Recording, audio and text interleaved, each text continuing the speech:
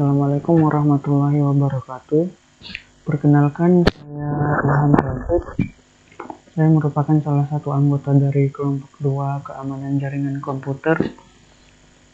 Dan ini merupakan tugas dari UTS untuk menjelaskan rangkaian materi yang sudah pernah diterangkan pada pertemuan-pertemuan sebelumnya. Adapun untuk anggota dari kelompok 2 kami sendiri, yang pertama ada Rainal Saputra, Yusuf Junivan Rivaldo, Ari Ahmad Dhani, Valdi Alvareza Pembudi, Bulan Putih Cahayawati, Bima Satria, Raihan Nabil, Heri Kurniawan, dan saya sendiri, Ilham Taufik. Adapun untuk materi yang akan saya presentasikan itu adalah Intro to Network Security, pengenalan kepada keamanan jaringan. Kemudian di sini ada tindakan dalam keamanan jaringan. Di sini kita bisa lihat terdapat layanan yang ada pada jaringan. Di sini ada client configuration, DNS, network service, FTP telnet, SMTP, autopop, web server. Kemudian di sini ada vulnerabilitas atau celah atau kelemahan kerentanan. Di sini ada IP dan port scanning, web server exploit, email exploit, DOS attack, Trojan attack, sniffing traffic, keystroke logging, password cracking, MITM attack. Kemudian di sini ada prevent atau tindakan pencegahannya. Di sini ada hardening host, antivirus application, using firewall, using GPG or BGP, using SSH, using certificate, using IPsec. Untuk detection-nya, system log analysis, intrusion detection system, honeypot, spyware detection and removal, backup and restore, dan finding hidden data. Di sini untuk layanan jaringannya, untuk yang client configuration, kerentanannya itu berada pada IP dan port scanning. Cara untuk melakukan tindakan pencegahan terhadap IP dan port scanningnya sendiri ada hardening host.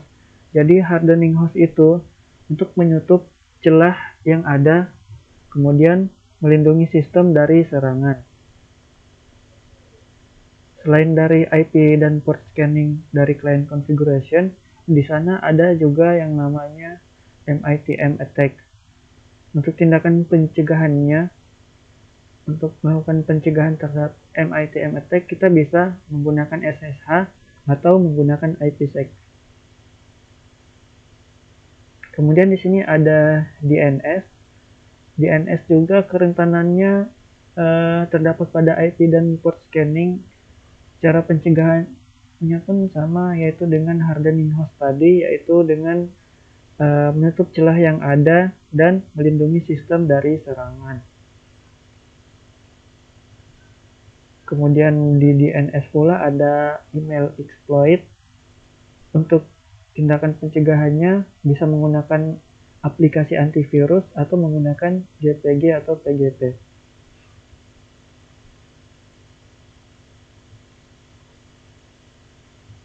Kemudian lanjut di slide selanjutnya.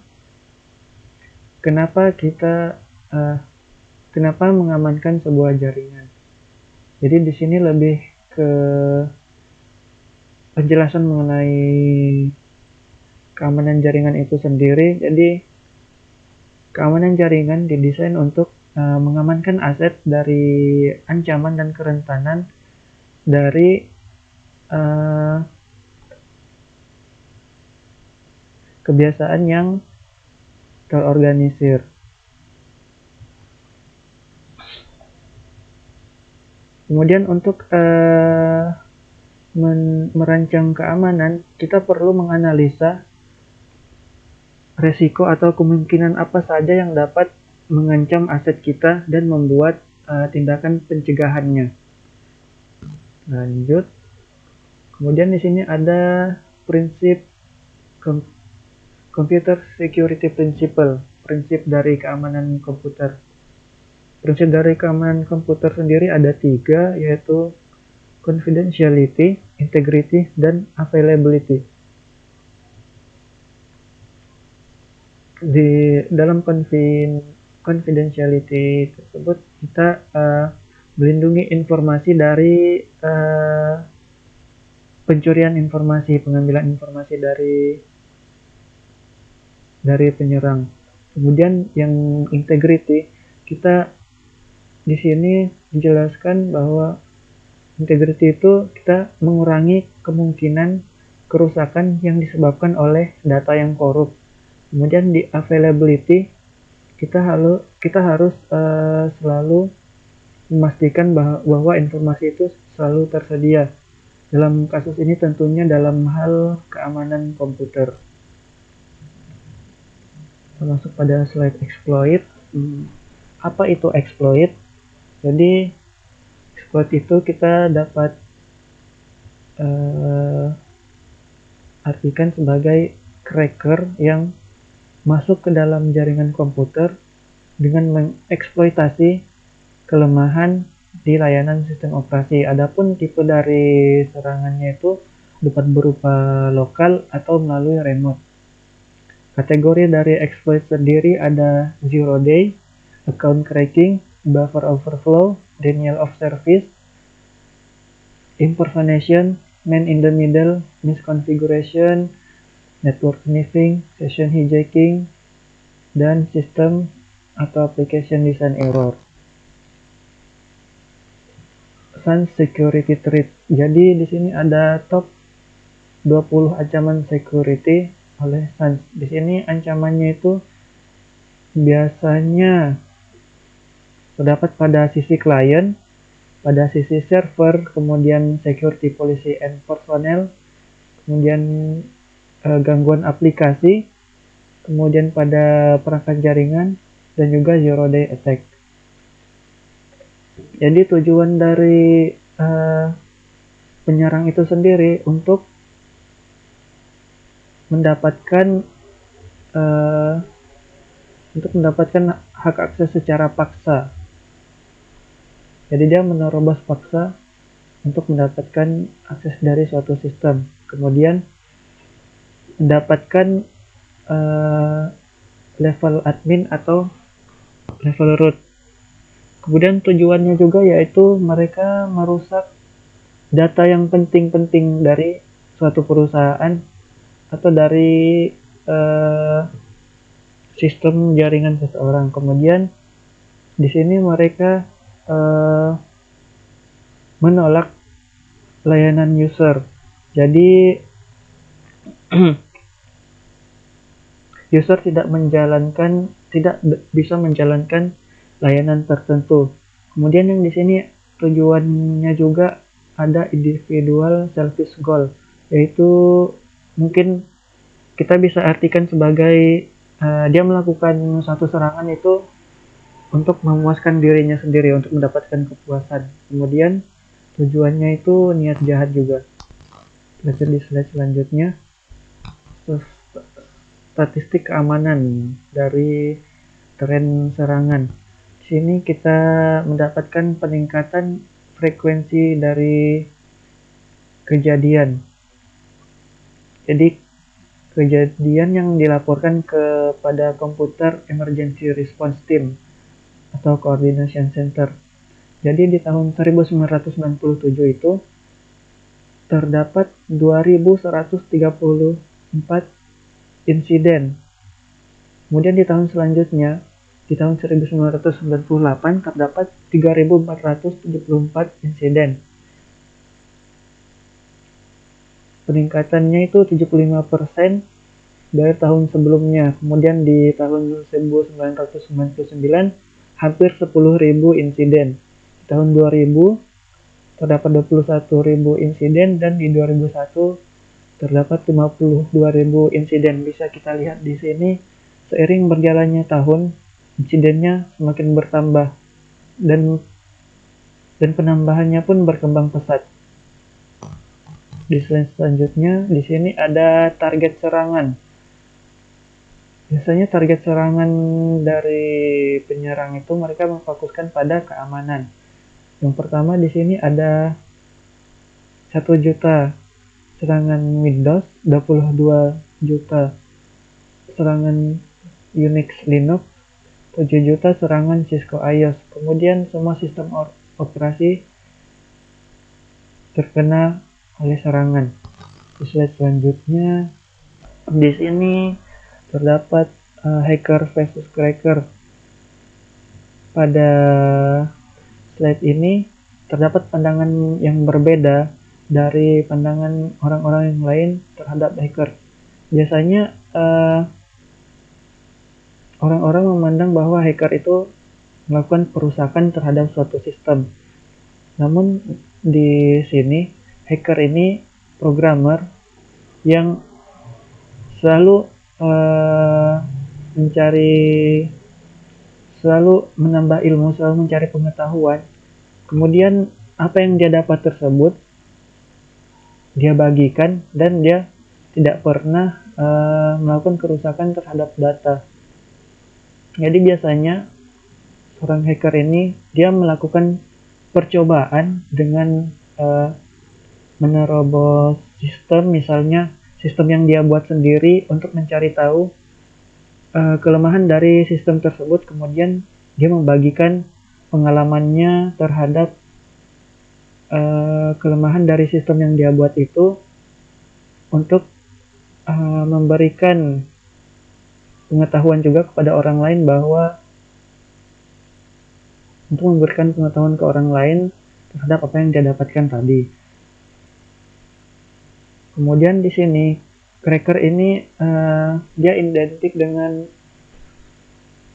istilah hacker yang selalu dikaitkan oleh orang-orang luas, yang dimana cracker ini mereka masuk ke dalam sistem,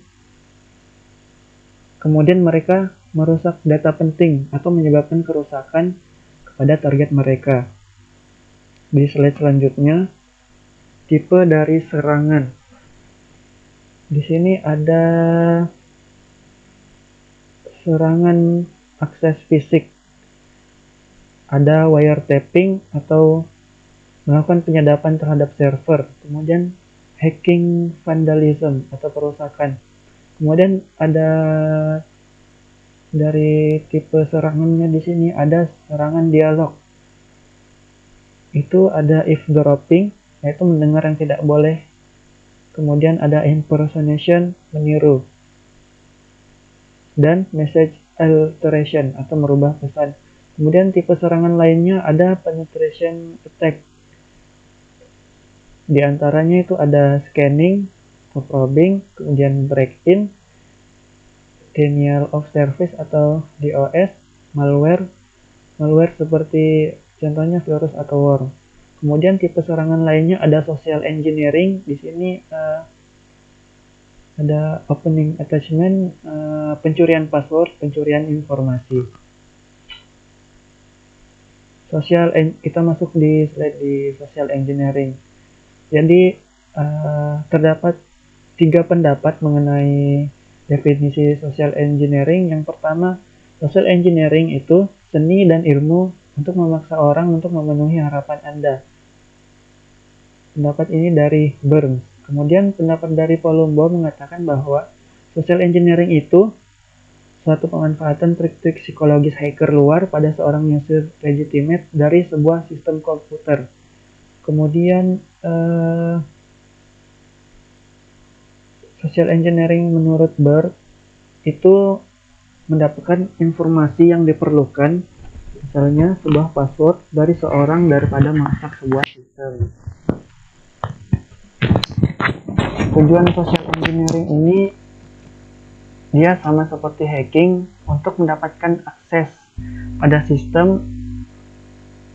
Biasanya setelah mendapatkan akses itu, akses informasi yang digunakan untuk melakukan penipuan, kemudian untuk melakukan gangguan pada jaringan, melakukan mata-mata terhadap perusahaan, melakukan pencurian identitas, atau mengganggu sistem jaringan.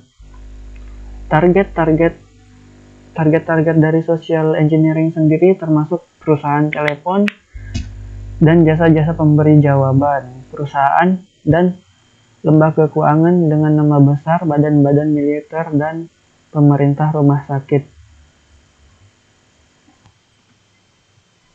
Bentuk dari social engineering sendiri, di sini social engineering dengan telepon.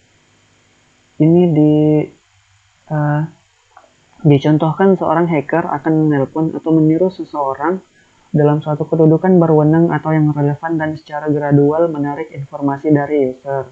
Kemudian bentuk social engineering lainnya ada diving dumpster, sejumlah informasi yang sangat besar yang bisa dikumpulkan didapatkan melalui perusahaan. Kemudian social engineering online. Medianya biasanya internet. Internet itulah menjadi media andalan biasanya untuk para social engineering ini yang ingin mendapatkan password. Kemudian ada juga yang berpura-pura menjadi administrator jaringan, kemudian mengirimkan email melalui jaringan dan meminta password dari seorang user. Bentuk social engineering lainnya ada persuasi. Sasaran utama dari persuasi ini untuk meyakinkan orang untuk memberikan informasi yang sensitif. Kemudian ada reverse social engineering. Ada sabotase, iklan, dan assisting. Kemudian di sini langkah-langkah dari serangan penetrasi. Yang pertama ada port scanner. Jadi dia melakukan scan terhadap suatu jaringan, port mana saja yang rentan atau yang terbuka yang bisa dilakukan tindakan serangan. Kemudian setelah melakukan port scanner, ada yang namanya network enumeration. Jadi network enumeration ini digunakan untuk mendapatkan informasi mengenai komputer-komputer dalam satu jaringan, kemudian port mana saja yang terbuka dalam komputer tersebut, kemudian untuk mendapatkan informasi lainnya. Kemudian setelah itu dia mendapatkan akses root atau akses administrator. Setelah didapatkan tersebut, dia menggunakan akses yang didapatkan untuk masuk ke sistem. Kemudian di sistem tersebut dia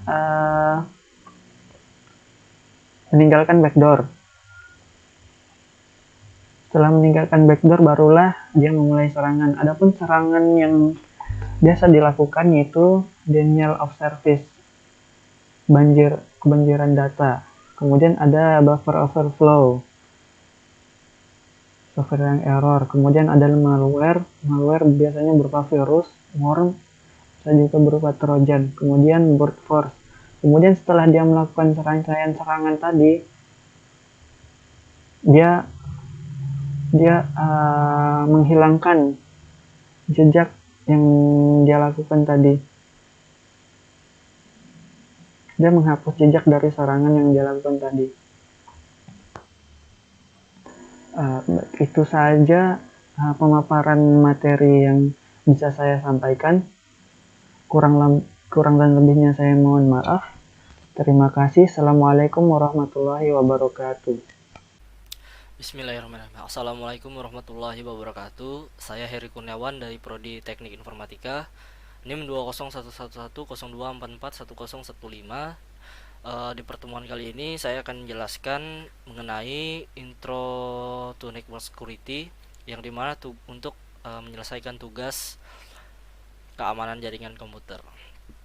Oke, langsung saja kita masuk ke materinya. Yang pertama yaitu mengenai scanning atau probing attacks, yang dimana scanning atau probing attacks ini adalah jenis serangan cyber di mana penyerang mencoba menemukan celah keamanan dalam sistem dengan melakukan pemindaian atau probing terhadap jaringan atau sistem. Hal ini dilakukan dengan mengirimkan paket data ke alamat IP tertentu atau rentang alamat IP dan kemudian menunggu respon dari sistem target. Jadi intinya untuk probing scanning ini dia melancarkan aksinya melalui alamat IP, dan ketika alamat IP tersebut um, diakses oleh si pengguna, dan itu akan didapatkan dari oleh si attack tersebut. Oke, lanjut ke network scanning. Di network scanning ini yaitu proses mengumpulkan informasi tentang jaringan dan perangkat yang terhubung ke jaringan tersebut. Proses ini dilakukan dengan menggunakan perangkat lunak khusus yang disebut scanner jaringan, yang dapat memindai jaringan dan menemukan informasi seperti alamat IP, sistem operasi, aplikasi, dan layanan yang berjalan pada perangkat. Network scanning dapat dilakukan untuk tujuan pengawasan, manajemen jaringan, atau untuk tujuan penyerangan. Sebagai contoh, seorang penyerang dapat melakukan network scanning untuk mencari celah keamanan dalam jaringan atau untuk menemukan sistem yang rentan untuk diserang selanjutnya. Jadi intinya di network scanning ini bagaimana si attack ini dia bisa mencari celah keamanannya. Jadi misalkan ada orang yang menyerang, tapi dia sebelum itu kita ngetes dulu apakah dia diserang bagaimana. Jadi misalkan nih kita udah tahu nih, oh ini celahnya di sini, ini rentannya di sini. Nah, jadi sebelum ada musuh yang menyerang, sebaiknya kita yang lakukan sendiri. Jadi inilah fungsinya network scanning, memanajemen aplikasinya. Dan untuk yang selanjutnya itu ada denial of service atau DOS flooding attack. Untuk DOS flooding attack ini sendiri, ini termasuk jenis jaringan cyber di mana penyerang mencoba untuk menghentikan atau mengganggu akses ke jaringan atau sistem dengan membanjiri sumber daya jaringannya dengan lalu lintas yang tidak perlu. Tujuannya ini untuk membuat sumber daya jaringan tidak tersedia bagi pengguna sah. Untuk serangan DOS ini sendiri dapat dilakukan dengan mengirimkan sejumlah besar permintaan ke server dengan menggunakan alamat IP palsu atau serangan botnet.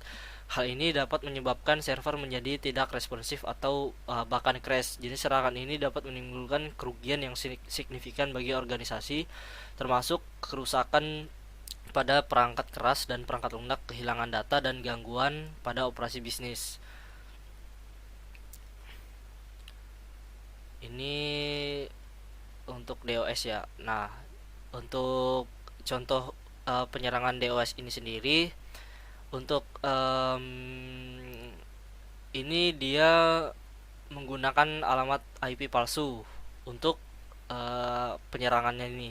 Jadi tujuannya ini sendiri, dia ini akan merusak atau mengakibatkan server itu tidak responsif atau bahkan crash, atau bisa dibilang kan seharusnya servernya itu online atau bisa diakses lah. Nah, ketika dia menyerang dengan DOS ini bisa tidak bisa digunakan, atau langsung jadi offline atau dipindahkan ke server apa gitu misalnya. Dan untuk dialog attack ini sendiri, dia ada dua opsi. Yang pertama itu eavesdropping atau biasa yang disebut dengan spoofing. Cara penanganannya itu dengan encryption. Nah, yang kedua itu impersonation dan message alteration yang ditangani dengan gabungan enkripsi dan autentikasi. Untuk enkripsi dan deskripsi itu dia mengubah seperti kata sandi. Nah, misalkan huruf jadi angka, angka jadi huruf gitu, atau bisa ya intinya dia diubah ada materinya. Dan untuk yang selanjutnya itu ada eavesdropping on a dialog. Nah, Untuk ini serangannya itu dilakukan dengan cara mendengar percakapan atau komunikasi antara dua pihak tanpa sepengetahuan mereka. Serangan ini dapat terjadi pada berbagai jenis komunikasi seperti telepon, pesan teks, atau obrolan online. Nah, penyerang ini dapat menggunakan perangkat lunak khusus untuk merekam atau memantau komunikasi yang sedang berlangsung. Tujuannya ini adalah untuk mencuri informasi rahasia atau data pribadi yang dibagikan oleh pihak yang terlibat dalam percakapan.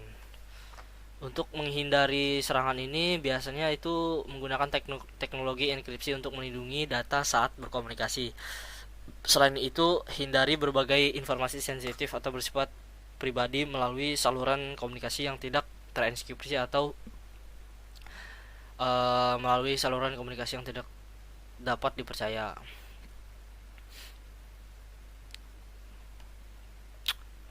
Oke, lanjut. Password attack by example. Oke. Password attack by example ini adalah jenis serangan cyber yang dimana penyerangnya itu mencoba untuk menebak atau memperoleh kata sandi dari akun pengguna dengan menggunakan metode yang berbeda. Nah, jadi salah satu metode serangan password adalah brute force attack, yang dimana penyerangnya itu mencoba semua komunikasi kemungkinan kata sandi hingga menemukan kata sandi yang tepat. Untuk contohnya itu serangan brute force ini ketika penyerang mencoba menebak kata sandi dari sebuah akun email. Penyerang dapat menggunakan perangkat lunak khusus yang dapat melakukan ribuan percobaan masuk otomatis dalam waktu singkat dengan mencoba kombinasi yang berbeda dari huruf angka. Nah, untuk contohnya tuh ya sebagai mungkin untuk passwordnya itu dia tulis password atau 1 2 sampai 6 untuk mencoba kata sandi yang terdiri dari nama pengguna, tanggal lahir, atau informasi pribadi. Nah, tapi untuk caranya ini jarang dilakukan karena terlalu lama. Biasanya ada yang lebih simpelnya. Untuk yang sniffing sniffing by example, untuk sniffing ini jenis serangan cyber di mana penyerang mencoba untuk memperoleh informasi sensitif dengan cara memonitor atau mengambil data yang sedang dikirim melalui jaringan, seperti data yang dikirim melalui koneksi WiFi atau jaringan kabel. Contohnya itu ketika kita mencoba menyerang untuk memperoleh kata sandi atau informasi sensitif dari koneksi publik. Nah, dalam serangan ini penyerang dapat menggunakan perangkat lunak khusus yang dapat menangkap data yang dikirimkan melalui koneksi WiFi publik, seperti kata sandi, informasi kartu kredit, dan lainnya.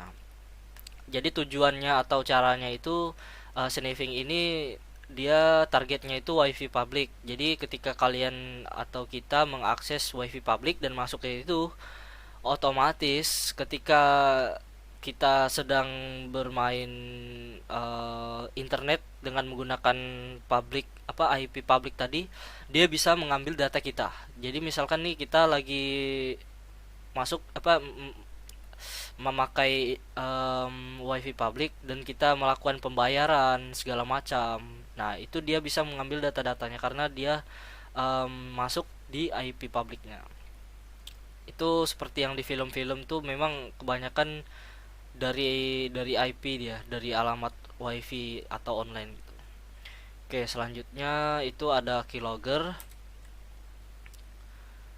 Untuk keylogger ini sendiri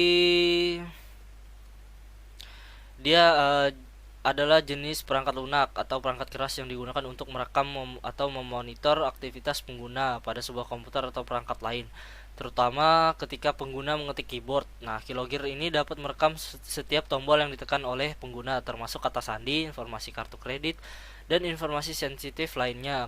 Keylogger ini dapat digunakan untuk tujuan yang sah, seperti untuk tujuan pengawasan atau memulihkan data yang hilang. Nah, namun juga dapat disalahgunakan untuk mencuri informasi rahasia atau identitas pengguna. Jadi simpelnya gini. Jadi keylogger ini dia ditanam atau saya juga nggak tahu bagaimana cara makainya kan. Nah, jadi dia ini ketika si target itu ngetik di layarnya, itu otomatis dia muncul atau otomatis ngetik sendiri juga di komputer si penyerang. Jadi penyerangnya itu dia mengetahui semua aktivitas si targetnya ini. Dia sedang ngapain atau dia ngetik apa. Semua itu terekam di layarnya. Oke. Oke, lanjut ke message message alteration. Untuk message alteration ini adalah jenis serangan cyber yang dimana penyerang mencoba untuk mengubah pesan yang sedang dikirim antara pengguna atau sistem dengan cara mengubah isi pesan atau memanipulasi data yang dikirimkan. Contohnya itu ketika penyerang mencoba untuk mengubah isi pesan email atau pesan teks yang dikirim oleh pengguna. Penyerang dapat menggunakan perangkat lunak khusus untuk memanipulasi pesan sebelum atau sesudah dikirim, sehingga ini pesan dapat diubah secara diam-diam tanpa sepengetahuan pengguna. Untuk serangannya ini itu terjadi pada data yang dikirim dalam bentuk file seperti dokumen atau gambar. Penyerang memodifikasi data dalam file sehingga file tersebut tampak sama tetapi berisi informasi yang berbeda. Nah, jadi untuk tujuannya dari message alteration ini, ketika kita mengirim data, mengirim file, itu dia bisa diubah isinya. Jadi isinya itu diubah, misalkan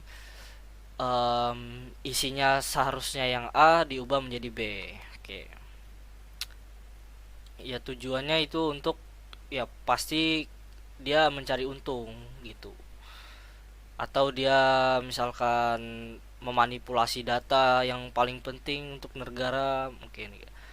Untuk scanning mapnya, dan selanjutnya ini ada kita masuk scanning map. Scanning map ini perangkat lunak open source yang digunakan untuk melakukan scanning jaringan dan mengumpulkan informasi tentang sistem yang terhubung ke dalam jaringan. Nmap ini digunakan untuk mengecek ketersediaan host, mencari port yang terbuka, mengidentifikasi layanan yang sedang berjalan, dan mengumpulkan informasi penting lainnya tentang sistem.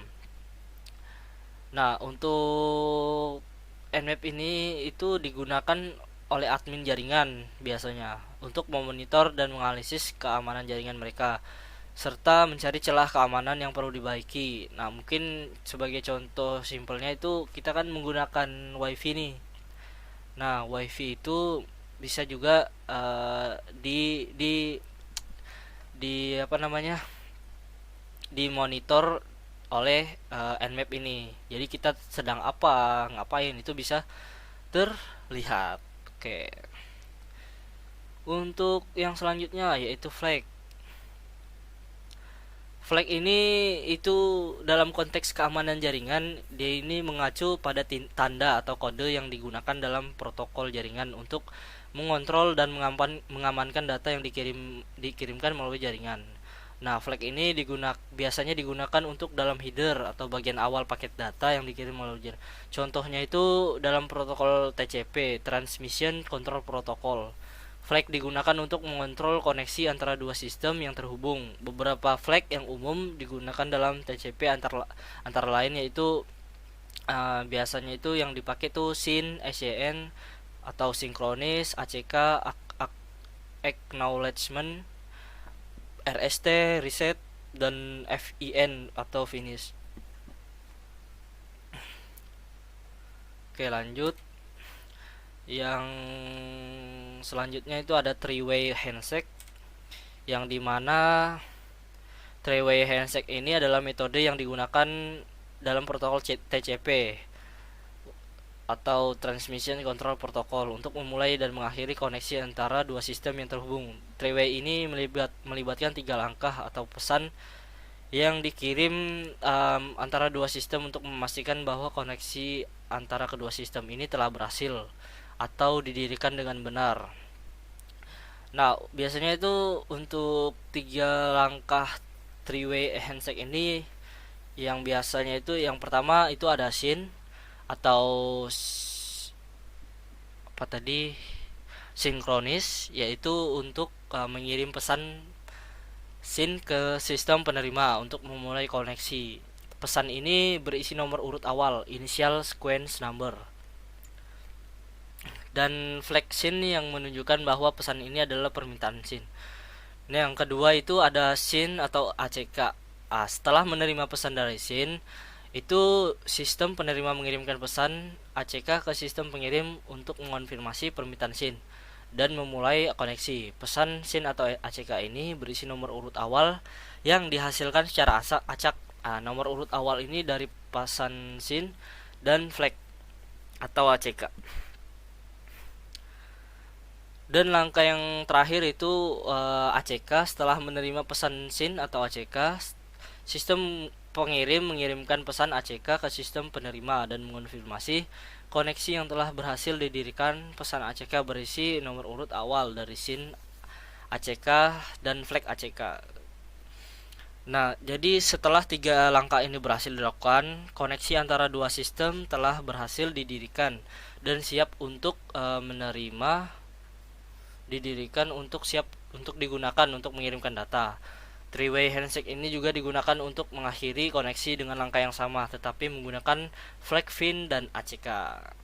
Jadi ada tiga ya. Jadi itu ada SYN, ada SYN, SYN apa flag SYN dan ACK dan flag ACK. Dan yang terakhir, belum yang terakhir ya. Untuk yang selanjutnya itu ada tipe scanning. Tipe scanning ini ada berbagai macam, yaitu ada connect scan, TCP SYN scan, TCP fin scan, TCP XMAS3 scan, TCP null scan, TCP ACK scan, TCP Windows scan, TCP RPC scan, UDP scan. Ini tipe untuk jenis scanningnya ya. Dan untuk tool scanningnya ini sendiri ada tiga di sini, yaitu ada Netstat.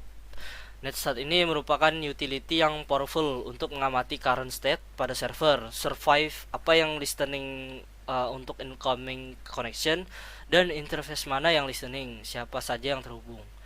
Dan untuk Nmap merupakan software scanner yang paling tua yang masih dipakai sampai sekarang. Ini yang kita bahas dari tadi ya. Nah, untuk yang terakhir ada Nessus. Nessus ini merupakan suatu tools yang powerful untuk melihat kelemahan port yang ada pada komputer kita dan komputer lain. Nessus akan memberikan report secara lengkap apa kelemahan komputer kita dan bagaimana cara mengatasinya. Oke, mungkin itu saja dari saya. Kurang lebihnya mohon dimaafkan. Wabillahi taufik wal hidayah. Wassalamualaikum warahmatullahi wabarakatuh. Assalamualaikum warahmatullahi wabarakatuh. Nama saya Rena Syaputra dengan NIM 201110244140. Di sini saya akan mempresentasikan dari mata kuliah Keamanan Jaringan Komputer dengan materi Network Attacks. Saya berasal dari kelompok 2 dan ini adalah nama-nama kelompok saya. Adapun konten yang akan saya bahas pada sesi kali ini yaitu mulai dari introduction, network attacks types, basic network attacks, and network attackers tools. Oke. Masuk pada sesi introduction, network attack atau serangan jaringan dapat didefinisikan sebagai metode, proses, atau cara apapun yang digunakan untuk mencoba membahayakan keamanan jaringan. Jadi seorang hacker nih dia mencoba berbagai macam metode dan proses untuk masuk secara ilegal maupun secara legal ke dalam sebuah jaringan. Ini tergantung konteksnya. Adapun tipenya itu dari network attack ada dua, active attack dan passive attack. Nah, ini adalah simulasinya. Attack serangannya ada passive attack dan active attacks. Mulai dari passive attack, interception, dia nangkap, ada sebuah kiriman pesan dia nangkap, reading the message of the content, dia baca pesannya, terus traffic analysis dianalisis secara dia ngirim pesan cuman orang nih nggak tahu kalau pesannya itu dibaca sama orang lain gitu. Kalau yang active attack ini lebih aktif ya. Dia ada orang ngirim pesan, dia menyamar situ. Bisa ditangkapnya, dia baca, terus diambilnya pesannya baru dikirimnya ke orang atau bakal diubahnya dulu atau dia ganggu di bagian servisnya itu segala macamnya. Nah, ini lebih detailnya. Active attack mencoba mengubah sumber daya sistem atau mempengaruhi operasinya yang selalu menyebabkan kerusakan pada sistem. Nah, ini kan dia ada orang ngirim masuk ke hackernya nih. Hackernya masuk, entah mau diapainnya kayak mau diubahnya harusnya pesannya A, pas dikirim ke sini jadi B karena diubah sama hackernya ini. Ini active attack nih. Kalau passive attack nih mencoba membaca atau memanfaatkan informasi dari sistem tetapi tidak mempengaruhi sumber daya sistemnya. Ini ada sender ngirim ke receivernya, penerimanya, dia tetap nerima. Pesannya tetap A, di sini juga A. Cuman yang kedua ini nggak sadar kalau pesannya itu masuk ke hacker dan dibaca sama hacker itu bisa jadi informasi yang lebih bermanfaat buat si hacker menuju ke serangan-serangan selanjutnya. Lanjut ke basic network attack. Ada password based attack, ada malware attack, ada DOS attack, ada IP spoofing, man in the middle attack, SQL injection attack, and XSS attack. Yang pertama, password based attack. Serangan di mana upaya berulang dilakukan untuk menduplikasi urutan logo atau kata sandi yang valid. Ini lebih masuk ke brute force, yang dimana seorang hacker ini dia ada kayak semacam payloads dari kata sandi atau apapun itu, ada ribuan gitu kan, dia masukkan ke form login, masuk secara brutal, brute force. Lanjut, ini adalah malware attack. Malware attack adalah serangan program berbahaya yang mencuri data atau merusak sistem melalui unduhan, email, atau situs web yang terinfeksi. Penting untuk selalu memperbaharui program keamanan dan menghindari tindakan yang membuka celah bagi serangan malware.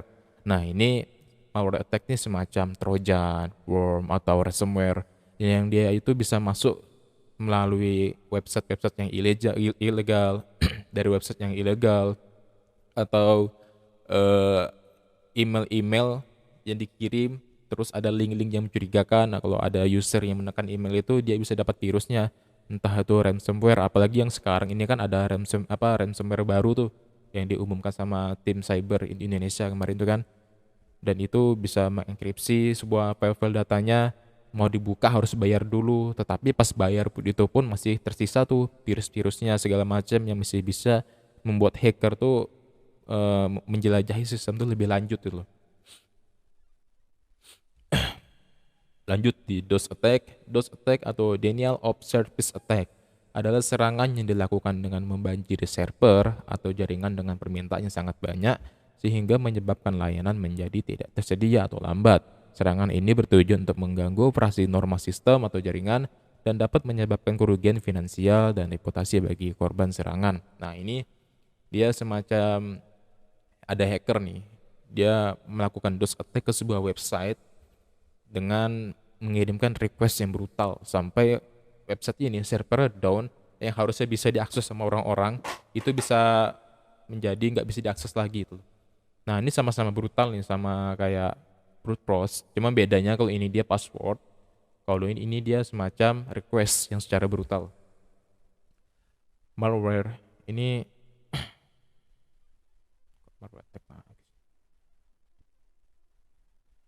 ini man in the middle lah nih, attack, man in the middle attack.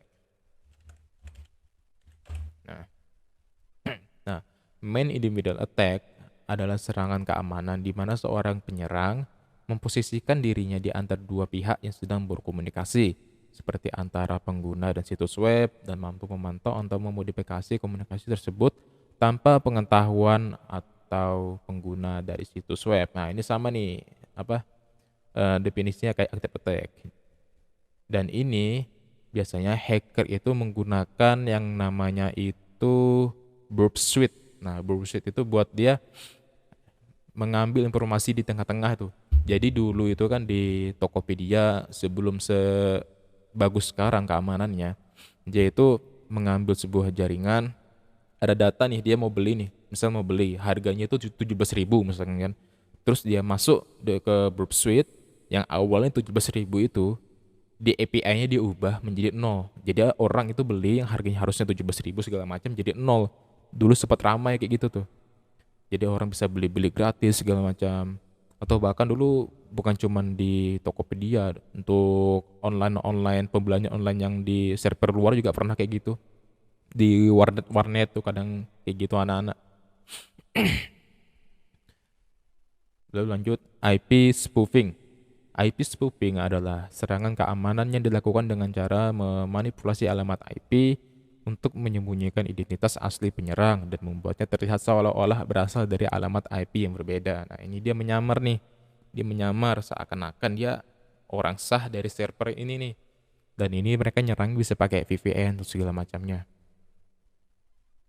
Lanjut, SQL injection attack.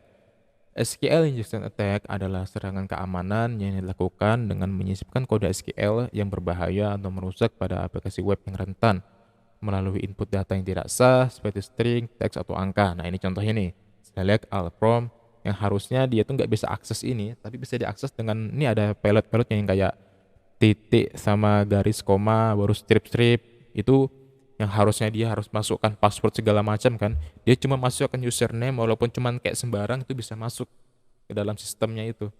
Dan dia bisa dapat info loginnya segala macam. Atau yang mau pakai toolsnya itu ada namanya SQL Map. Itu dia secara otomatis tuh. Dia ada berbagai macam cara SQL injection kan. Dia coba satu persatu sampai ini kena di mana nih. Nanti bisa dapat tuh nanti informasi loginnya segala macam tanpa perlu manual seperti ini. Baru XSS attack. Cross-site scripting adalah serangan keamanan yang memanfaatkan celah pada aplikasi web untuk menyisipkan skrip berbahaya pada halaman web yang dikunjungi oleh pengguna. Serangan ini memungkinkan penyerang untuk mencuri informasi sensitif seperti login dan password atau mengambil kontrol atas akun pengguna. Nah, jadi cross-site scripting ini biasa digunakan hacker itu. Misal ada orang masuk login ke sebuah server atau ke mana gitu kan aplikasi dia masuk, terus dia ngirim cross-site scripting ini. Dia masuk, selama orang yang ini masih berada di dalam aplikasi ini, dia bisa masuk login tanpa harus login menggunakan username dan password. Karena dia mengambil dari cookie-nya ini. Cookie dari orang ini diambil. Kalau orang ini keluar, dia keluar juga. Cuman kalau selama orang ini masih bisa masuk, dia masuk juga. Dia jelajahin ini, itu, ini, itu. Contohnya itu seperti ini. Mana ya? Nah, ini ada access trend. Ini yang sederhana itu seperti ini. Nah, ini kan good nih. Kita contohkan seperti ini. Script alert misalkan one baru script.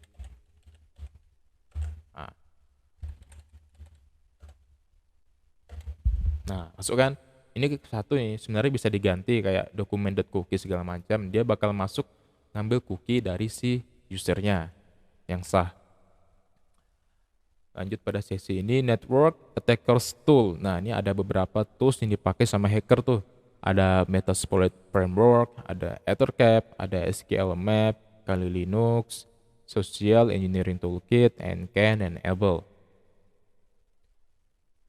Lalu Network Attacks Prevention Tips. Nah, ini buat mencegah dari kegiatan hack-hack seperti ini nih.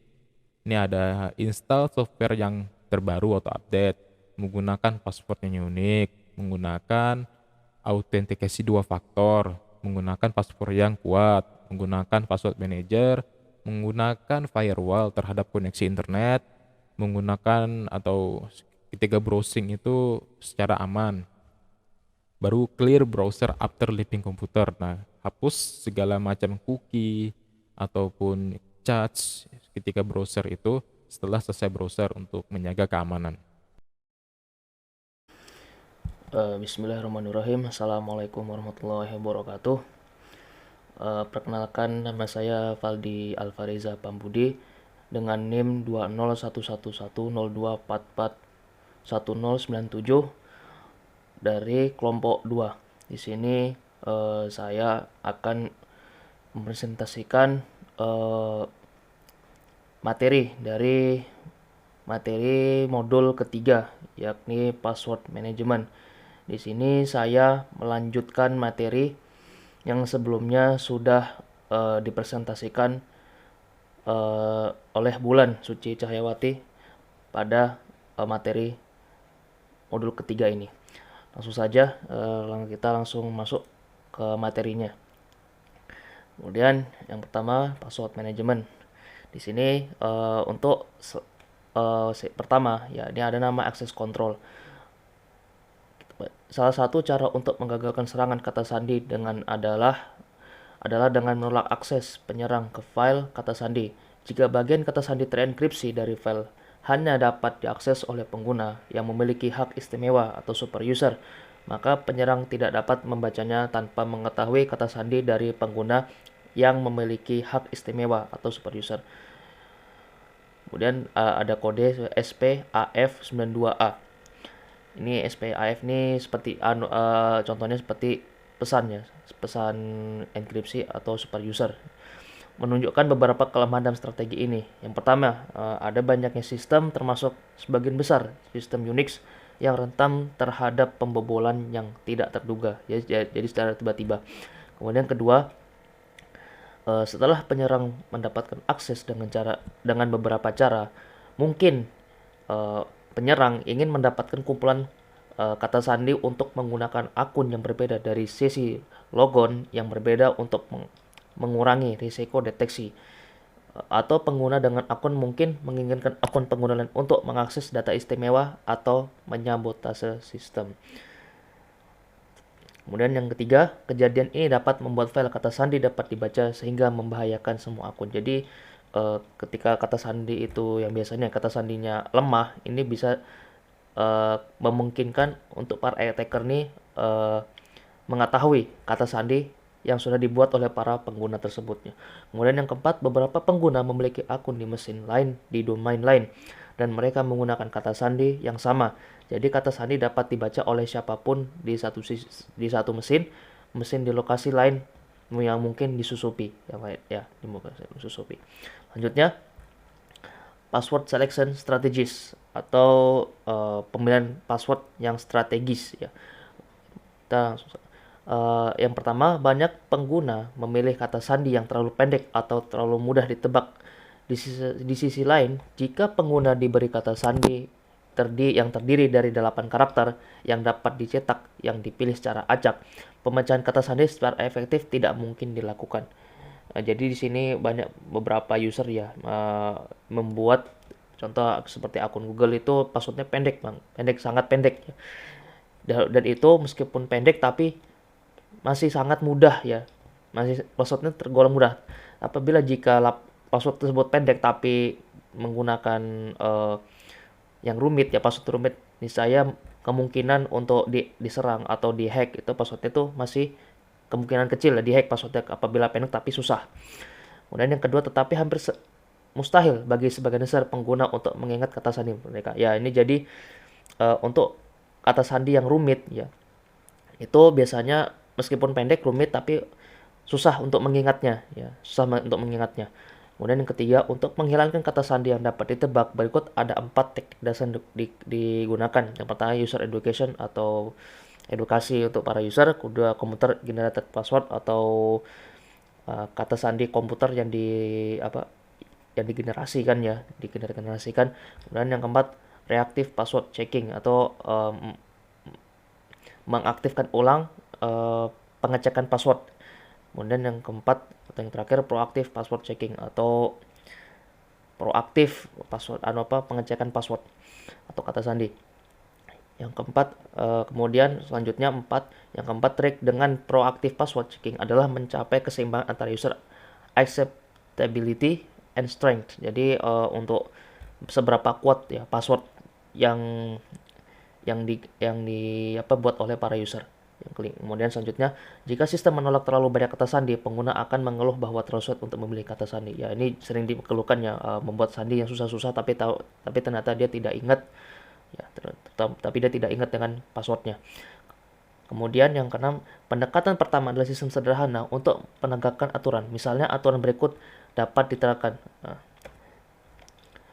Yang pertama, semua kata sandi harus memiliki panjang minimal 8 karakter. Ini 8 karakter ini panjang tapi masih tergolong pendek juga ya, masih tergolong pendek sedikit.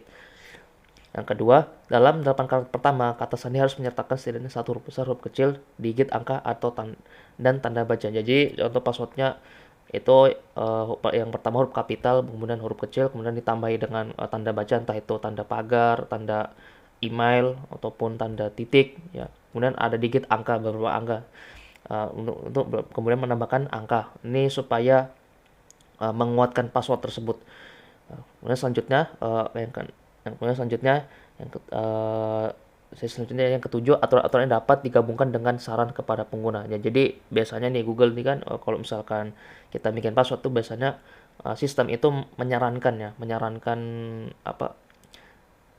password gitu, menyarankan password yang sudah disediakan. Kemudian yang selanjutnya, meskipun pendekatan ini lebih baik daripada sekadar mengedukasi pengguna, namun mungkin tidak cukup untuk menggagalkan peretas kata sandi. Skema ini memberikan peringatan kepada cracker tentang kata sandi mana yang tidak boleh dicoba, tapi masih memungkinkan untuk melakukan peretasan kata sandi. Jadi meskipun kita membuat kata sandi yang rumit maupun yang rumit, tapi tetap harus waspada karena serangan para cracker maupun hacker yang jahat. Nah, selanjutnya prosedur lain yang mungkin adalah dengan mengakses kamus besar kemungkinan kata sandi bad password. Saat pengguna memilih kata sandi, sistem akan memeriksa untuk memastikan kata sandi tersebut tidak ada dalam blacklist. Nah, jadi ini biasanya bad password ini passwordnya tuh lemah ya, yang passwordnya ini lemah, bad password nih. Kemudian sistemnya itu memastikan bahwasanya password tersebut tidak di blacklist ya, supaya password tersebut masih bisa dipakai. Jika di blacklist, maka kata sandi tersebut tidak boleh digunakan lagi. Kemudian selanjutnya berikut ada dua masalah dengan pendekatan ini. Pertama, space. Kamus harus sangat besar agar efektif. Misalnya kamus yang digunakan dalam studi Purdue atau SPAF92A menempati lebih dari megabita penyimpanan. Jadi penyimpanannya harus besar ya untuk kamus ini. Kemudian yang kedua, waktu, time atau waktu yang dibutuhkan untuk mencari data di dalam kasus yang besar juga sangat lama. Jadi memang membutuhkan waktu ya, untuk membutuhkan jangka waktu yang cukup panjang. Kemudian selanjutnya, selain itu, untuk memeriksa kemungkinan permutasi kata-kata kamus, baik kata-kata tersebut paling banyak dimasukkan ke dalam kamus membuatnya sangat besar, atau setiap pencarian juga harus melibatkan pemrosesan cukup besar. Jadi untuk memutasikan beberapa kata-kata untuk dimasukkan ke kamus itu membutuhkan pencarian yang membuatnya pencarian yang dimana prosesnya untuk memutasikan ini cukup besar ya, melibatkan pemrosesan cukup besar, atau bisa dibilang cukup lama.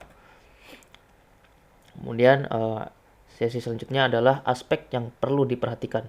Kemudian berikut ini adalah beberapa aspek yang perlu diperhatikan dalam password management. Pertama, kompleksitas password atau password yang kompleks ya, yang rumit ya. Kemudian yang kedua, menghindari kata sandi yang umum ya. Kata sandi yang umum itu contohnya dalam beberapa urutan huruf itu menggunakan banyak huruf yang sama contohnya. Kemudian menggunakan password manager. Nah, jadi password manager ini biasanya yang password manager ini biasanya yang dari sistem, yang diberikan dari sistem untuk saran password tersebut.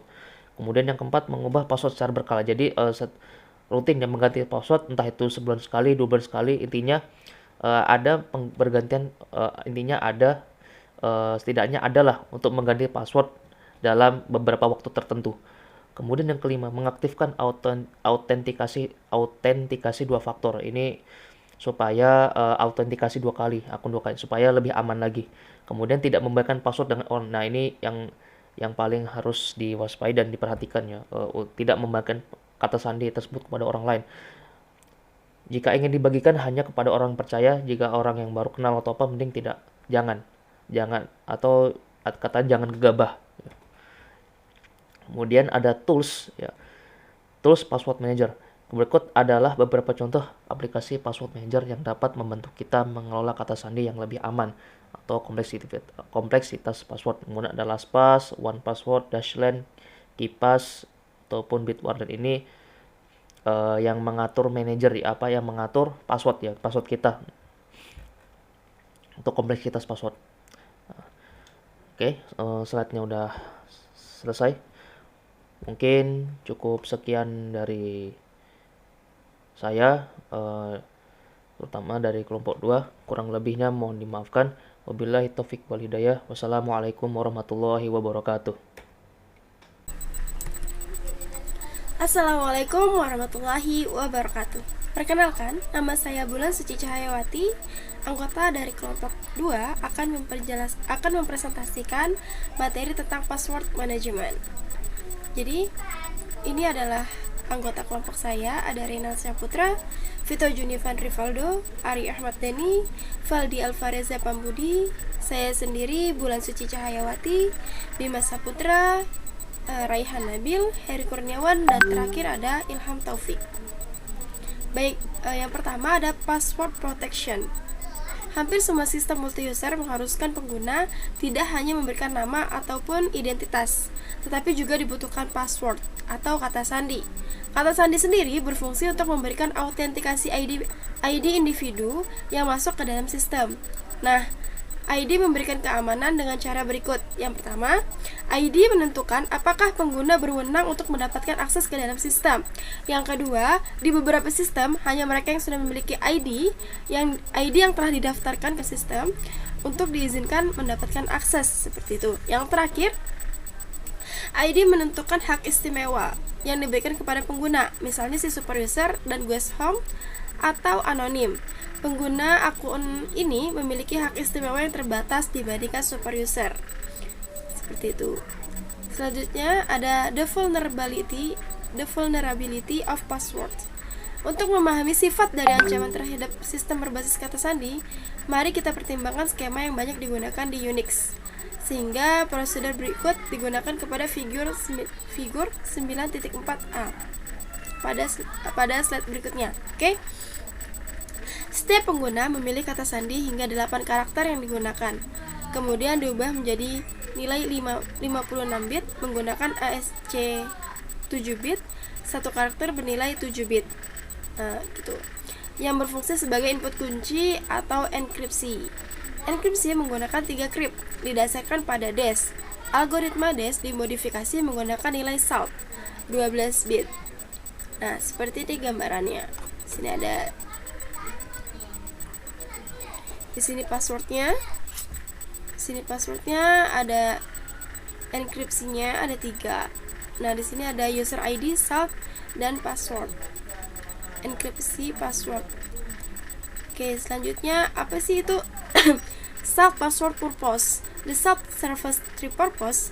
Hal ini mencegah duplikat kata sandi agar tidak terlihat di file kata sandi. Bahkan jika dua pengguna memilih kata sandi yang sama, kata sandi tersebut akan dibuat pada waktu yang berbeda. Karena itu, kata sandi extended dari kedua pengguna akan berbeda. Ini secara efektif menambah panjang kata sandi tanpa mengharuskan pengguna mengingat dua karakter tambahan. Oleh karena itu, jumlah kata sandi yang mungkin bertambah dengan faktor 4096 meningkatkan kesulitan untuk menebak kata sandi. Ini mencegah serangan DES yang akan meningkatkan kesulitan brute force attack. Oke, selanjutnya how to Unix verify password. Bagaimana Unix memverifikasi password? Yang pertama, ketika pengguna mencoba masuk ke dalam sistem Unix, penggunaan memberikan ID dan kata sandi. Yang kedua, sistem operasi menggunakan ID untuk mengindeks ke file kata sandi dan mengambil plain text salt dan kata sandi terenkripsi. Selanjutnya, salt dan kata sandi yang disediakan pengguna digunakan sebagai input untuk enkripsi. Yang terakhir, jika hasilnya cocok dengan nilai yang disimpan, maka kata sandi telah diterima. Seperti itu. Nah, inilah proses dari verifikasi password. Nah, user ID memasukkan ID-nya dan passwordnya. Selanjutnya, password akan diproses. Ada di hash password juga, baru di compare gitu. Baik, selanjutnya adalah guessing password 1. Panjang kata sandi tidak menyelesaikan masalah karena banyak orang ketika diizinkan untuk memilih kata sandinya sendiri. Memilih kata sandi yang mudah ditebak seperti nama mereka sendiri, nama jalan mereka, kata kamus umum, dan sebagainya. Ini membuat pekerja beratas kata sandi menjadi lebih mudah. Cracker hanya perlu menguji file kata sandi terhadap daftar kemungkinan kata sandi. Karena banyak orang yang menggunakan kata sandi yang mudah ditebak. Strategi seperti itu seharusnya berhasil di hampir semua sistem. Nah, password list. Password yang umum digunakan dapat diakses secara umum. Terdapat pada GitHub. Berikut ada linknya. Selanjutnya adalah guessing password strategi 1. Untuk mengikuti strategi ikuti cara berikut. Yang pertama, coba menggunakan nama pengguna, inisial, nama akun, dan informasi pribadi lain yang relevan. Secara keseluruhan, 130 permutasi berbeda untuk setiap pengguna dicoba. Yang kedua, cobalah kata-kata dari berbagai kamus. Kamus yang ada lebih dari 60.000 kata, termasuk kamus online di sistem itu sendiri dan berbagai daftar lainnya seperti yang ditunjukkan. Nah, Guessing password strategi yang kedua ada yang ketiga, coba berbagai permutasi pada kata-kata dari langkah-langkah. Ini termasuk membuat huruf besar pertama, membuat seluruh kata menjadi huruf besar, membalikan kata, mengubah huruf 0 menjadi angka 0, dan seterusnya. Permutasi ini menambahkan 1 juta kata lagi ke dalam daftar. Yang keempat, coba berbagai permutasi kapitalisasi pada kata-kata dari langkah-langkah yang tidak dipertimbangkan pada langkah 3. Hal ini menambahkan hampir 2 juta kata tambahan ke dalam daftar. Baik, sekian dari saya. Materi selanjutnya akan dijelaskan oleh teman saya, yaitu Valdi Alfa Muhammad. Baik, materi selanjutnya akan dijelaskan oleh teman saya. Sekian dari saya. Wassalamualaikum warahmatullahi wabarakatuh.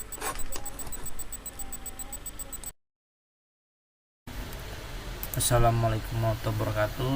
Di sini saya ingin mempresentasikan video tentang network security firewall, di mana untuk menyelesaikan tugas dari dosen untuk mata kuliah keamanan jaringan komputer.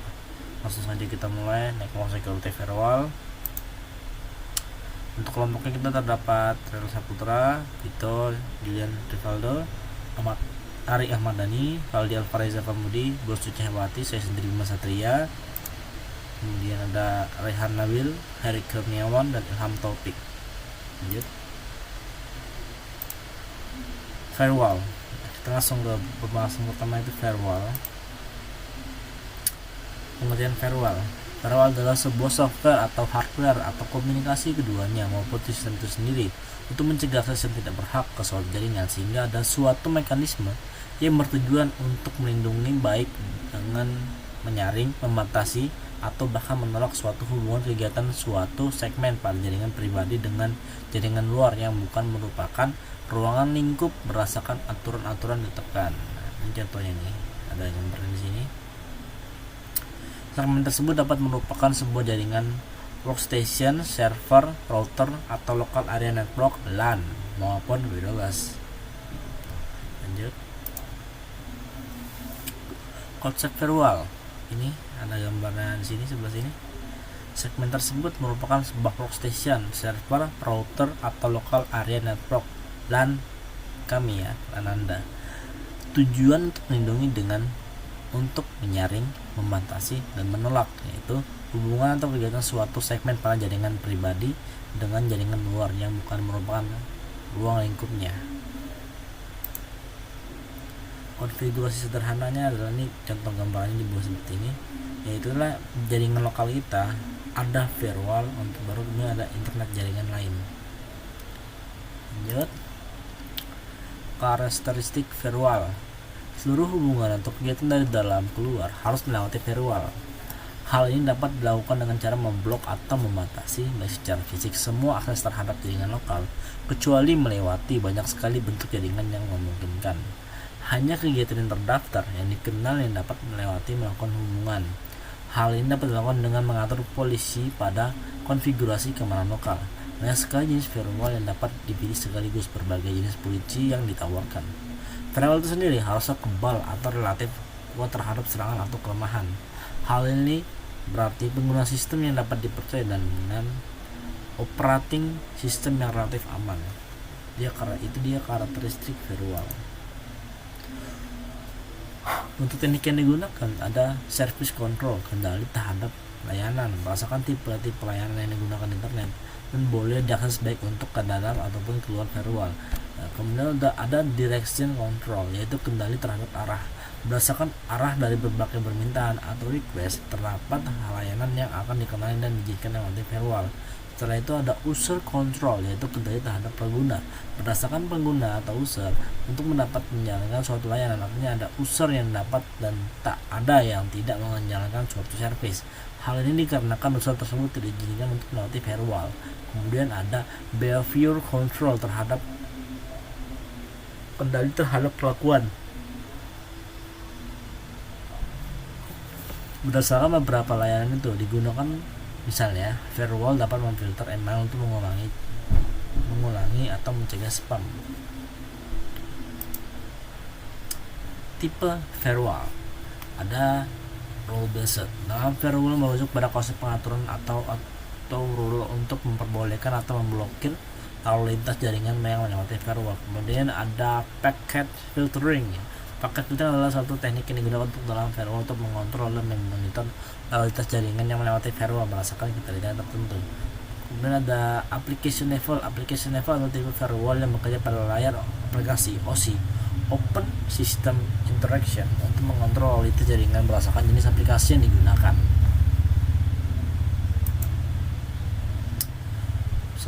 Rules based firewall. Rule firewall dibuat agar semua dengan aturan yang telah dibuat. Rule berdasarkan pada routing based filter. Who ke siapa? Yaitu adalah pengirim dan penerima, berasal dari mana, mau kemana, tak peduli mau ngapain di sana. Kemudian ada content based filter, yaitu adalah who, mau apa, no port, TCP atau IP dan layanan. Kemudian ada apa yang akan kamu lakukan di sana. Setelah itu tidak semudah yang nomor satu. Itu kenapa? Sebab kadang-kadang bisa ditipu seorang klien.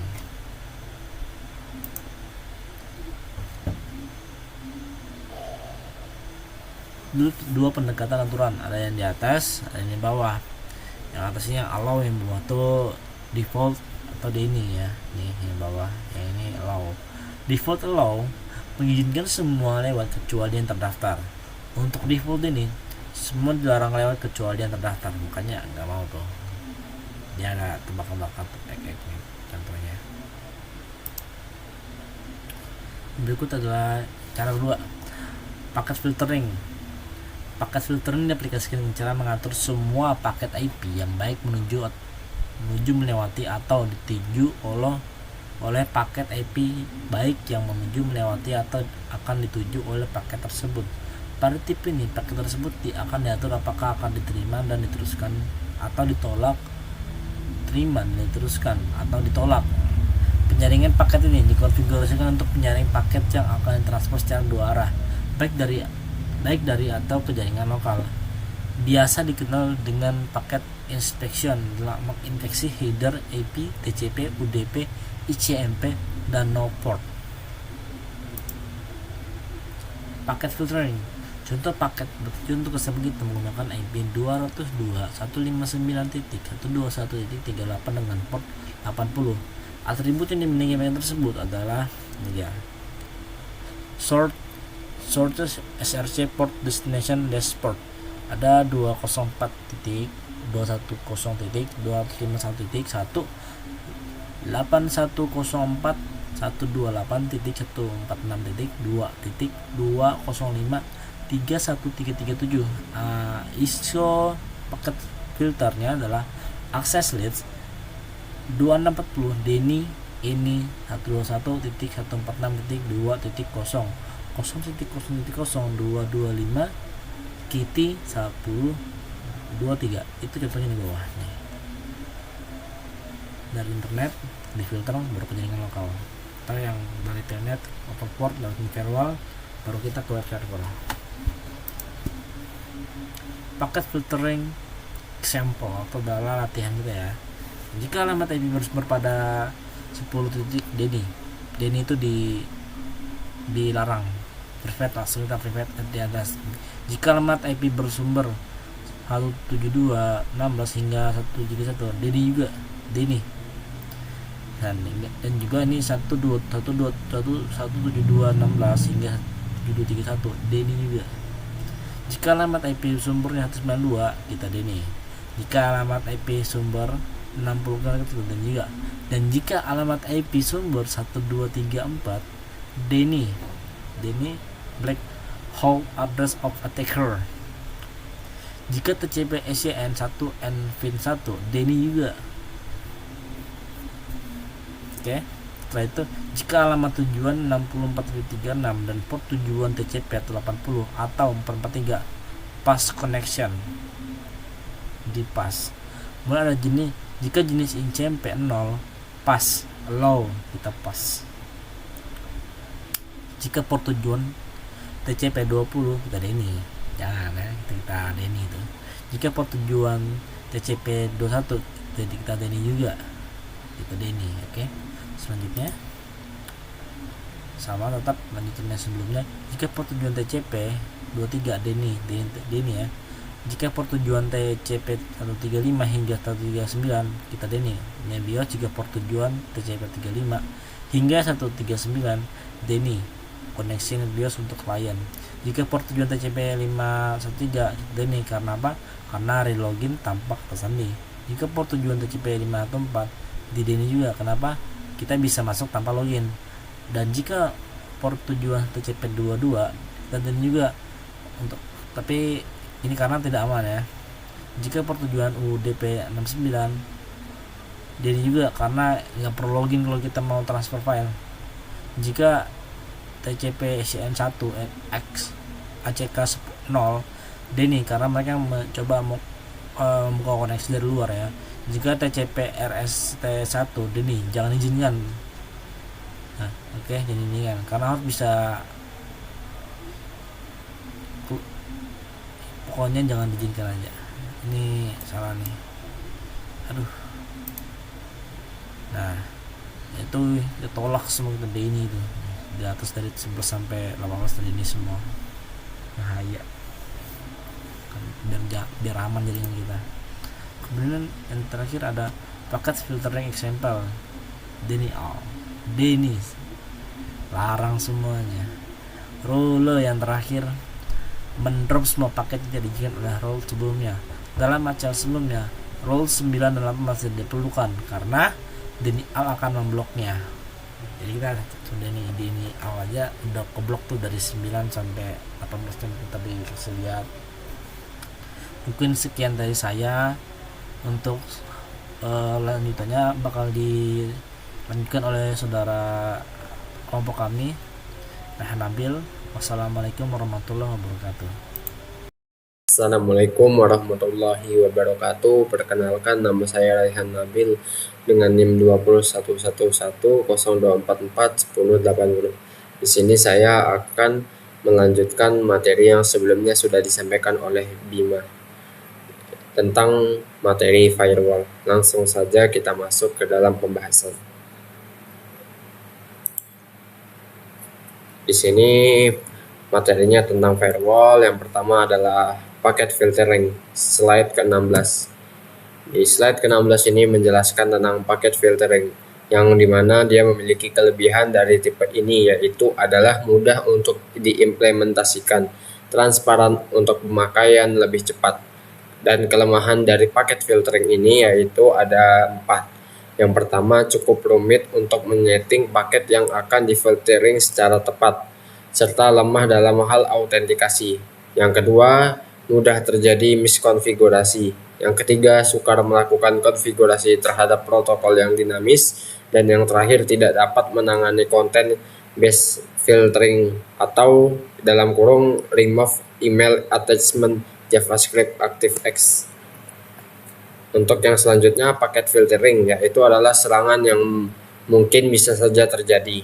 Di sini yaitu ada 3. Yang pertama, IP address spoofing, yaitu adalah intruder atau penyusup dari luar dapat melakukan ini dengan cara menyertakan atau menggunakan IP address jaringan lokal yang telah diizinkan untuk melalui firewall.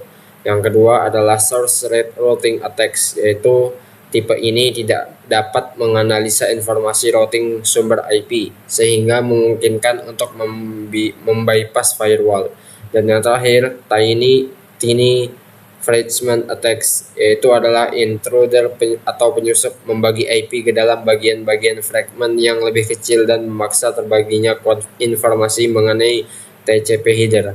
Serangan jenis ini didesain untuk menipu aturan penyaringan yang bergantung kepada informasi dari TCP header. Penyerangan berharap hanya bagian atau dalam kurung fragment pertama saja yang akan diperiksa, dan sisanya akan bisa lewat dengan bebas. Hal ini dapat ditanggulangi dengan cara menolak semua paket dengan protokol TCP dan memiliki offset sama dengan 1 pada IP fragment bagian IP. Untuk slide yang selanjutnya yaitu adalah slide 18 yang membahas tentang application level gateway. Di slide 18 ini yaitu terdapat gambar 2 ya, inside host dan outside host. yang dimana mekanismenya tidak hanya berdasarkan sumber, tujuan, dan atribut paket, tetapi juga bisa mencapai isi paket tersebut. Untuk slide yang selanjutnya yaitu application level, yang dimana application level gateway yang biasa juga dikenal sebagai proxy, server yang berfungsi untuk memperkuat atau menyalurkan arus aplikasi. Tipe ini akan mengatur semua hubungan yang menggunakan layer aplikasi, baik itu FTP, HTTP, Gopher, dan juga lainnya. Cara kerjanya adalah apabila ada pengguna yang menggunakan salah satu aplikasi, misalnya adalah FTP untuk mengakses secara remote, maka gateway akan meminta user memasukkan alamat remote host yang akan diakses. Saat pengguna mengirimkan user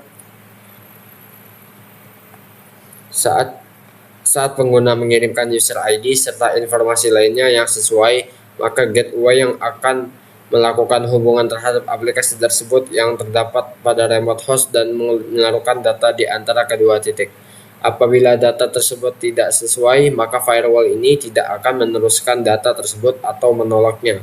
Lebih jauhnya lagi, pada tipe firewall dapat dikonfigurasikan untuk hanya mendukung beberapa aplikasi saja dan menolak aplikasi lainnya untuk melewati firewall. Biasa hal ini disebut atau dikenal dengan nama application inspection.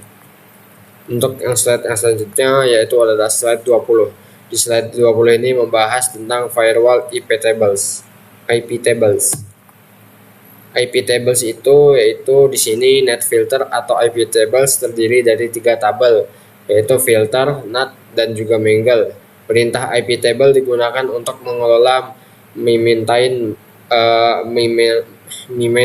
menginspeksi role IP paket filter dalam kernel Linux. Rule chain di sini ada 3. Yang pertama accept, yang dimana accept ini menerima paket dan diproses lebih lanjut oleh kernel. Yang kedua adalah drop, di mana drop ini dapat menolak paket tanpa pemberitahuan sama sekali. Dan yang ketiga adalah mengembalikan reject, yang mengembalikan paket ke asalnya dengan pesan kesalahan ICMP. Untuk slide yang selanjutnya yaitu NAT dan juga mingle. Di NAT ini memiliki fungsi utama yaitu adalah untuk melakukan translasi alamat dari satu alamat ke alamat IP yang lainnya. Biasanya dipakai pada internet gateway atau dalam kurung post routing.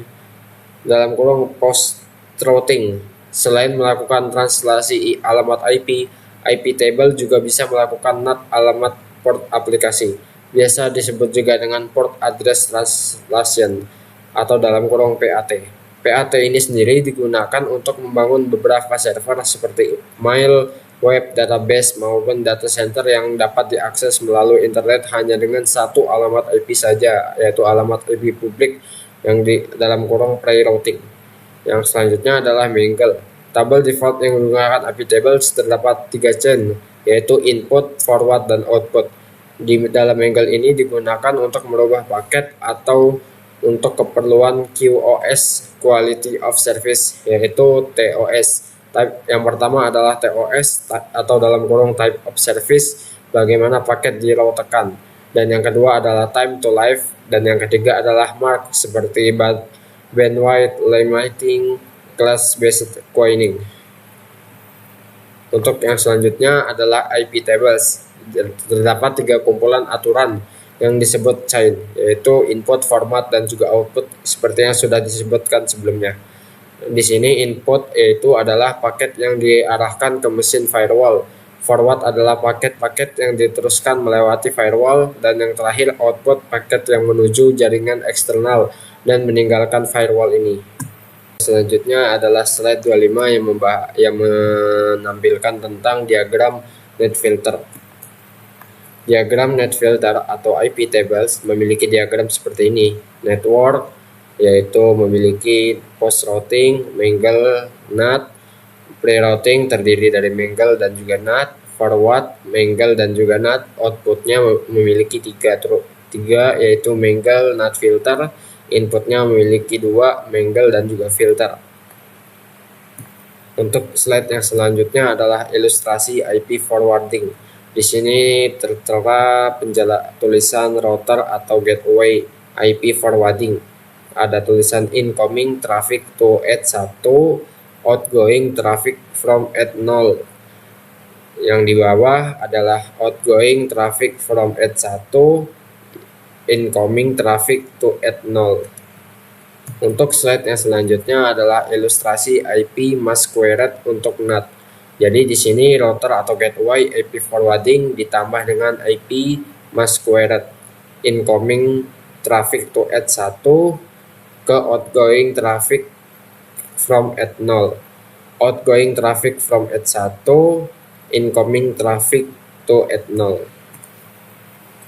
Untuk slide ke-28 menampilkan tentang contoh IP tables. Di sini terdapat dua gambar ya. Yang pertama ini dan yang kedua yang pertama sebelah kiri, yang kedua sebelah kanan. Di sini langsung saja. Untuk yang pertama adalah untuk menambah daftar IP table min T filter min A forward min S dengan alamat IP 192.168.56.100 min J drop. Dengan perintah yang kedua IP table min A forward min S 192.168.56.100 per 32 min J drop. Untuk perintah yang kedua untuk melihat daftar dengan perintah IP tables min NL. Untuk perintah ketiga untuk menghapus daftar yaitu dengan perintah IP table min D besar forward min S kecil, alamat IP-nya 192.168.56.100 per 32 min J drop.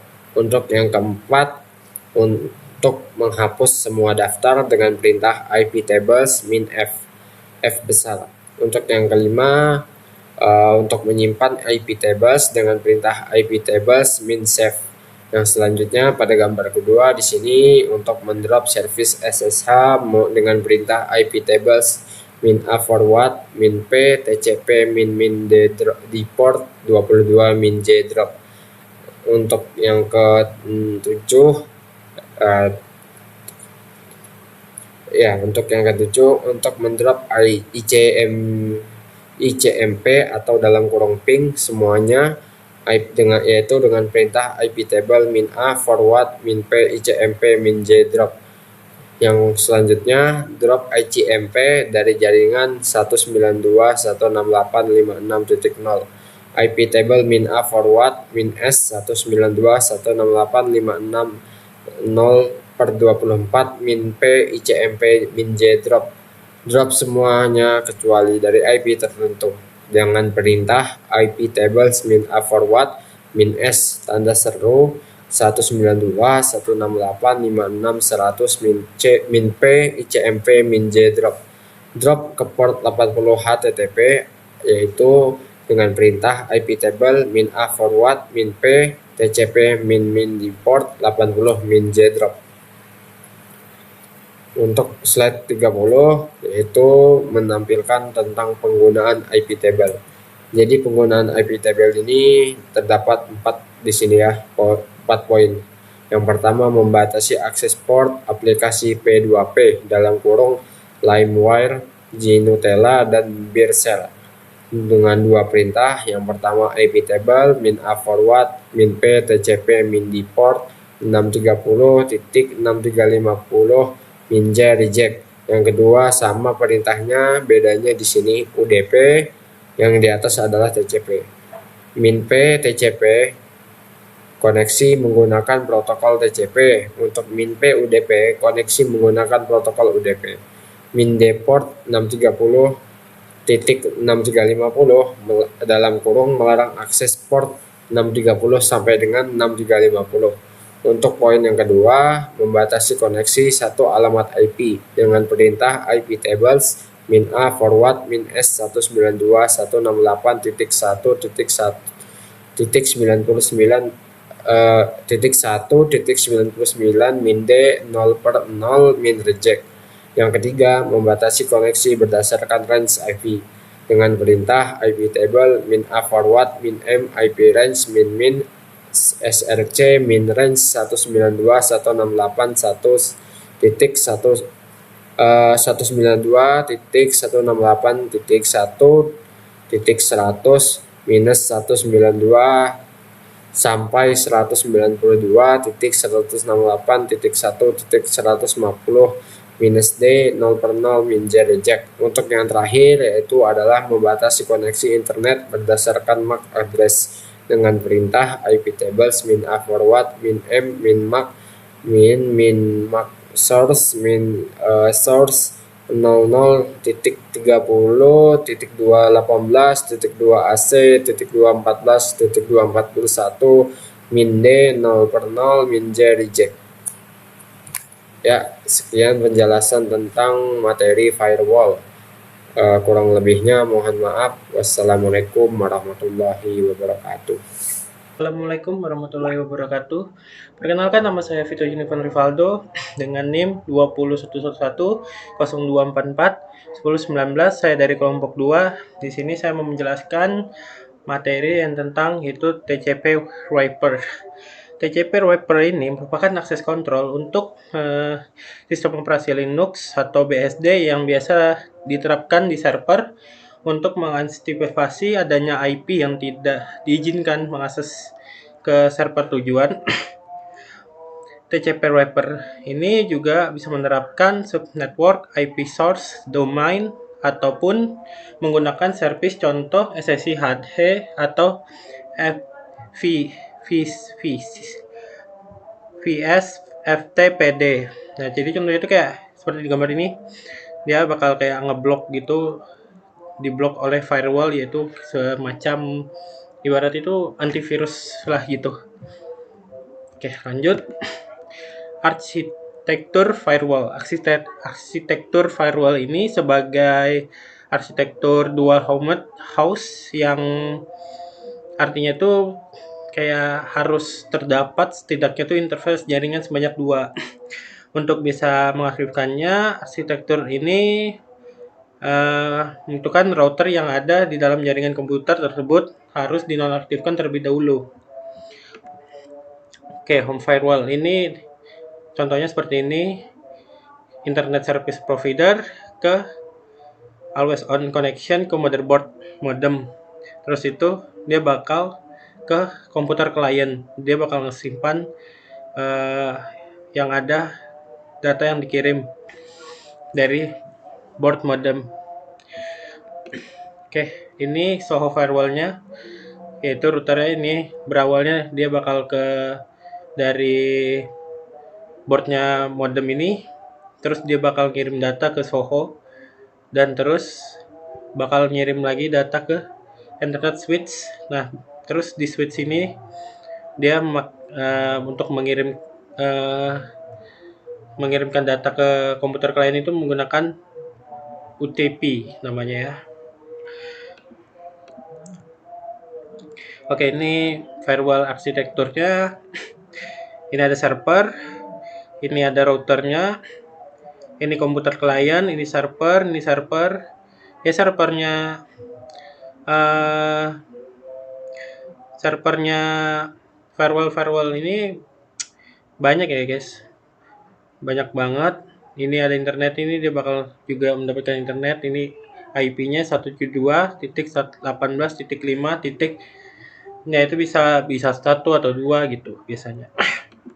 Oke, setting firewall ini dia menggunakan DMZ, yaitu Demilitarized Zone firewall sebagai perangkat intrusion detection konfigurasi VPN untuk manajemen.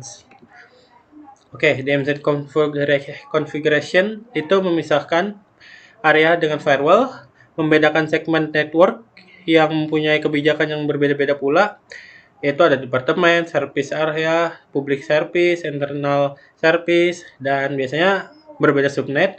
Umumnya digunakan untuk melindungi mesin yang berhubungan dengan internet. Oke, lanjut. Menempatkan web server dalam jaringan DMZ hanya mengizinkan ke web port, yaitu yang terutama pada port 80 dan 443. Ya, contohnya seperti ini. Oke. Ini dia. DMZ configuration ini juga jaringan lokal tuh semua boleh menghubungin web server yaitu port 80 atau 443. Dan PC-PC tertentu boleh menghubungin server lewat SSH port 22. Server tidak boleh menghubungi jaringan lokal. Nah, ini untuk internet semua boleh menghubungin web server. Selain layanan web yang tidak diperkenalkan, server tidak boleh jadinya jalan-jalan internet. Contohnya tuh kayak ini, kan banyak tuh website-website kayak udah banyak diblokir oleh Kominfo tuh udah nggak boleh dikunjungin gitu, nggak bisa dikunjungin lagi gitu.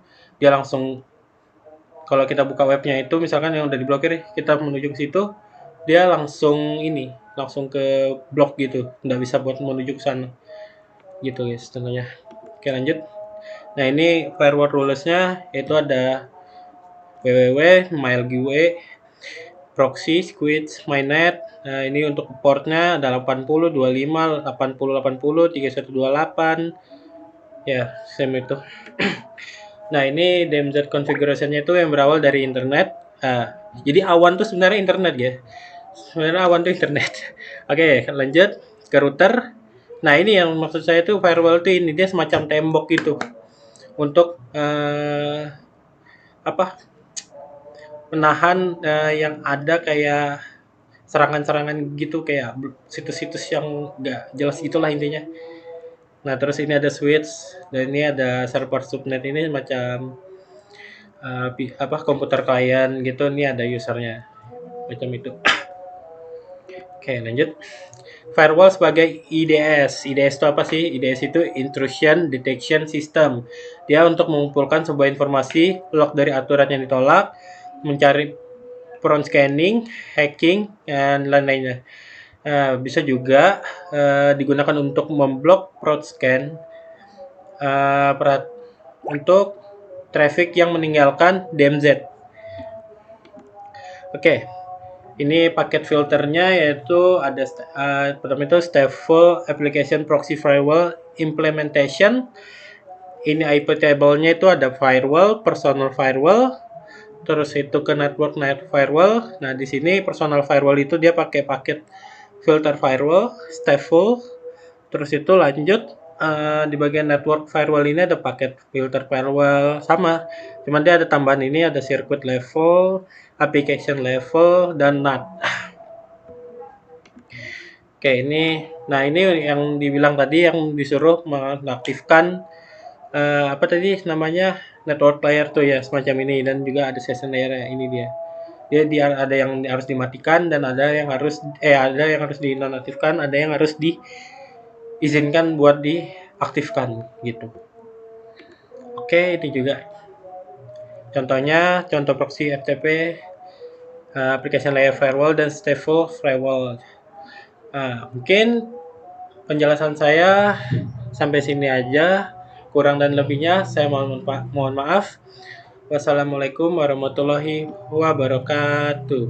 Assalamualaikum warahmatullahi wabarakatuh. Perkenalkan saya Arya Madani, NIM saya 20 10244 90. Di sini saya akan melanjutkan materi firewall. Di sini saya akan membahas tentang TCP wrapper. Pengertian dari TCP wrapper adalah merupakan salah satu metode filter access control list di dalam sistem operasi Linux yang digunakan untuk membatasi suatu host yang ingin menggunakan servis yang ada pada server. Program ini bekerja dengan cara membungkus iNet, Internet Daemon, aplikasi menjalankan servis-servis internet agar lebih aman. TCP wrapper merupakan lapisan network yang digunakan untuk memonitor dan mengontrol trafik TCP di server pada level aplikasi. TCP wrapper adalah sistem yang menyediakan fasilitas seperti firewall, sebuah host dengan beberapa servis, isolasi dari jaringan luar, fungsi yang disediakan seperti log dari request dan access control. Kemudian seperti ini adalah yang dimaksud dengan TCP wrapper. Di sini terdapat single host dengan 4 server.